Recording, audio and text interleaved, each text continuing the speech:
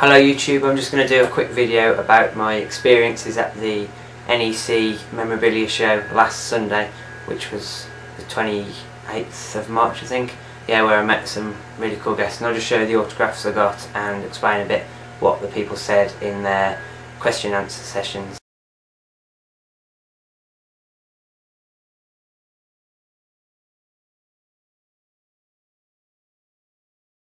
Well, the first person I met was McCulloch, who was in Zombie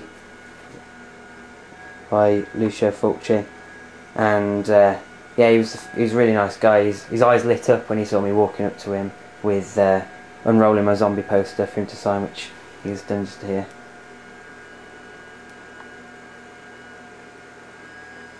But yeah, it was really cool. I was talking to him for about 10 minutes. He's a really nice guy. Asked him what Fulci was like to work with, and he said as long as he did your job, he was fine, but he did tend to bully some of the female actresses, especially the non-professional actresses. And he said that Fulci nearly drowned one of the girls in the film. This is the autograph I got of him as well, on a picture from the film Zombie.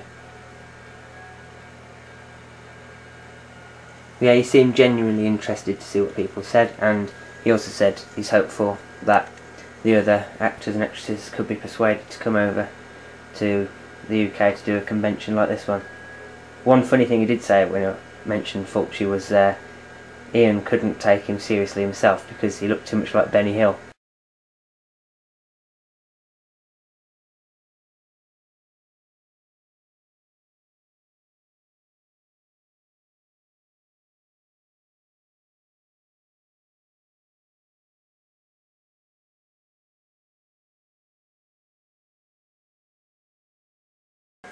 The next person I met was Gunnar Hansen, who I'm sure you'll all know played Leatherface in the original Texas Chainsaw Massacre. Again, he seemed really cool, and just asked him a couple of questions. One was someone asked whether he liked the remake or not of the Texas Chainsaw Massacre, and he said he really didn't like it and pointed out various flaws in the film, which made everyone laugh, but everyone seemed to agree with him. As you can see here, I also got him to sign a photograph.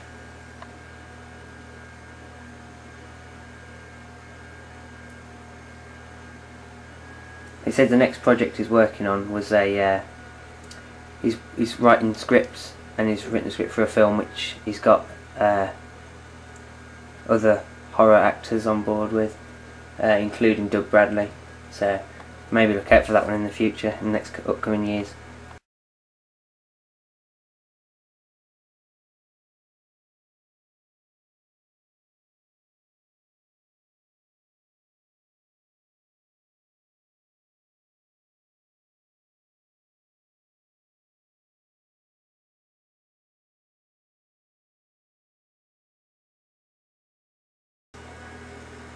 Next to Gunnar Hansen was William Forsythe, who played the sheriff in The Devil's Rejects, and he's also been in some of my very favourite films, including Once Upon a Time in America and Raising Arizona, which are two brilliant films, and he had lots and lots of really interesting stories to tell about Hollywood.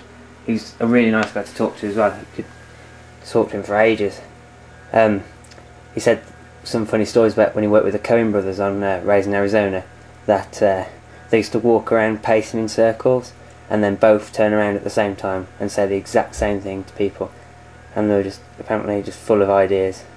He said he's remained good friends with Rob Zombie, which is probably why he was in Rob Zombie's Halloween as well, and Rob was talking to him about his next film that he's working on. He didn't mention the title or anything, but he said that William Forsythe is definitely going to be in it.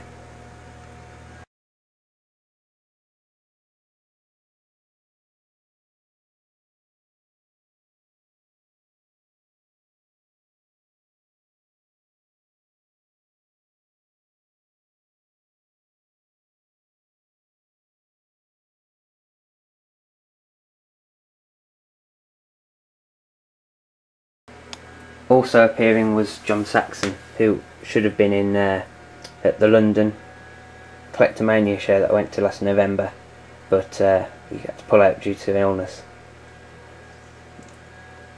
he seemed, well, most people that were going up to him were asking him about Enter the Dragon and other martial arts things, but I seemed to be the only horror fan that was talking to him. And in his question and answer session, most questions were about his martial arts films.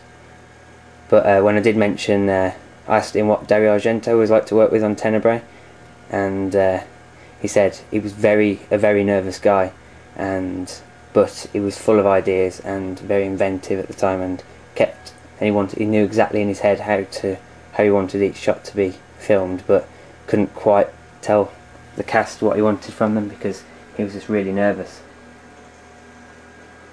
But another thing he mentioned was that he was a very determined guy.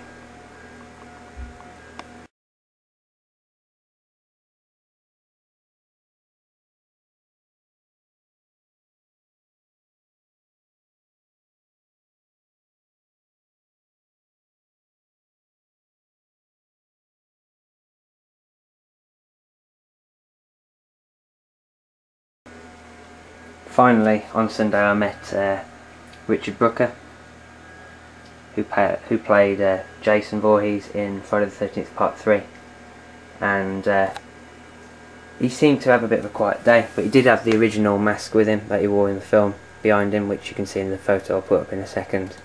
Yeah, I did notice he was talking to Ian McCulloch a lot because he was quite near to him, and they seemed to be having a right chat. So, but yeah, he seemed a nice guy, and I asked him whether he was asked to do the further films, the later ones, and said he was never asked, and apparently it's because they were just trying to make it for as little money as possible, and the budget was reduced for the later films, but still, he said he had a great time working on the film.